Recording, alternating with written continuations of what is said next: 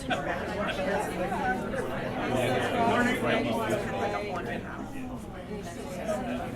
morning. My name is Tom Tinsley, and I'm on the board of the Island Institute. And I'll introduce Greg, and then he'll take it over. Greg has been painting in Maine since 1977, which is a long time ago. And we've had the pleasure of knowing him for the last 20 plus years. We're living down in the Lieutenant's Harbor, Port Clyde neighborhood, and have enjoyed that. And I thought there are many stories about Greg and his work in terms of being at the Smithsonian. His work was in the Obama White House. It's not in the current White House. You can ask him questions about that if you want.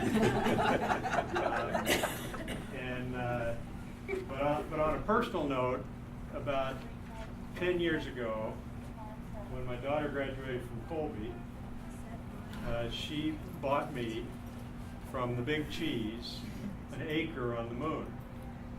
And I was very proud of that. And I went over and shared with Greg, because Greg has all these apparatus that look up at the moon. And he understands all things lunar. And within a week, he had bought all the acres around my acre so that I could not expand on that. So, with that, You're still holding that grudge. Thank you. Thank you. No hard feelings. No hard feelings. Thank you, everybody, for being here. Thank you. Folks are still filing in. What a great pleasure to see you all today. Thanks for coming here when you should be out on a kayak or a boat or something. I appreciate that greatly.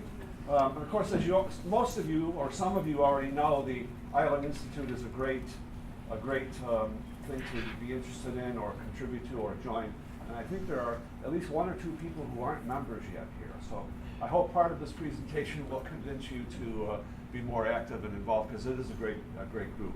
The picture before you is taken probably in the early 80s, and this is, we had a little quiz on the internet. We said, could you guess which island that was, which is almost an impossible thing to do because there's no detail, but it's an island called Matinic Island, and many years ago, it's about 7 miles, I think, to get there by boat.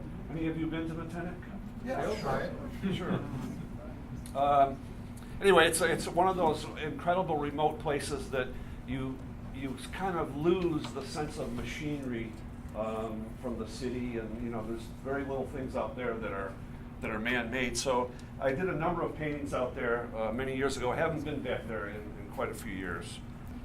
When I first came to Maine, I had a friend that lived in Tenants Harbor, and they encouraged me to go talk to the owners of Southern Island. It was Mr. and Mrs. Whitehead. And they said, yeah, you should go out there. There's no activity there. It's deserted. The Coast Guard doesn't even operate it anymore.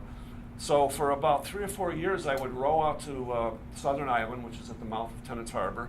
And I was just entranced by it. I was out there, if you can imagine, just by myself. There was no one out there. And if you've ever been out there on the light side of where the light is on the side of the island, it's quite high, and you have this magnificent feeling of sort of flying like a seagull, So it's an amazing place. A few years later, another artist, more famous artist, purchased the island. So it became, without being disrespectful, it became more off limits for the casual painter like myself.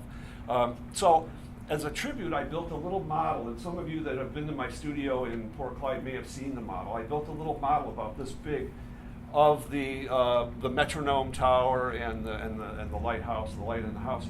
And I did this painting from the model. So, and it's called Island Goodbye, and it was kind of my tribute. It was sort of me flying and waving goodbye to the island I knew I would no longer probably go out and paint on. So that's kind of an interesting story. It also appeared on Down East magazine when they used to use art on the cover. Tom was talking about the painting that was in the White House, and this is not totally inappropriate because in our time, in our history of the world, we've come to realize that the Earth really is an island in space. So this is a painting I did about 8 or 9 years ago, and it's called One World. And I wanted to emphasize the idea that, in a way, the Island Institute emphasizes is that, we realize now the finiteness of what we have. This is an important thing. People 100 years ago, 200 years ago, 1,000 years ago had no realization of such an idea. So I was very pleased that this painting hung actually in the West Wing. And there's a rumor that the president then made some comment about it, although I've never heard what the phrase was. As you travel on a boat and you see these islands, you wonder what their history is. And it's a private place or whatever, so maybe you don't go there, but there's this wonderful mystery that exists about islands. And I think that's part of the charm. And approaching them by water, and there's no place to land, and maybe there's only seabirds there. And yet, these incredible spruce trees and other vegetation have made it their home. I'm always impressed by how tenacious life is. It's really incredible. I love what you find on islands, and that's part of what we call treasure hunting, right, dear? Yes. And any of you that have been to these little islands, you come back with a boatload of rocks and driftwood. But these are the treasures from the sea, right? And this is what makes this place magical, And every year you go, even if it's the same island, you kind of look around and like, oh man. And I found some whale bones, and my daughter found an arrowhead once. And this is one of the beautiful rocks that we have in Maine, obviously, but I call it anchor stone. So I tied this wonderful island rock with this rope and thought of maybe what the Vikings had, just a big rock on a rope. And of course, I have to put in a little plug about starfish. Have any of you collected starfish over the years? Yeah. There's hardly any left. There's hardly any left, thank you. Yeah, we used to go down at really low tide by the lighthouse, and you could just see them strewn on the rocks. Little ones, big ones, big ones like this. And they've all gone. I'm not sure if anyone here might have an answer. What's happening? Is it warmer water? Is it predators? Is it pollution? But it's a very disappointing thing to not see the amount of, the number of starfish that we use. And I know that's one of the things that the Island Institute talks about is environmental issues. What's happening to the ocean? Will we be underwater soon? Will there be any lobsters left? So these are all important things to think about. But I also need to remind us about the cosmic perspective whenever I do these paintings. So that's a little bit what this painting is about. It's the atmosphere of the Earth, which is very thin. That globe you had in classroom, about the 12-inch globe of the Earth. The atmosphere is about the thickness of a coat of shellac that you would put on that. So we think of the air being big, like when we fly in a jet, but really compared to the size of the Earth, the atmosphere is very, very thin.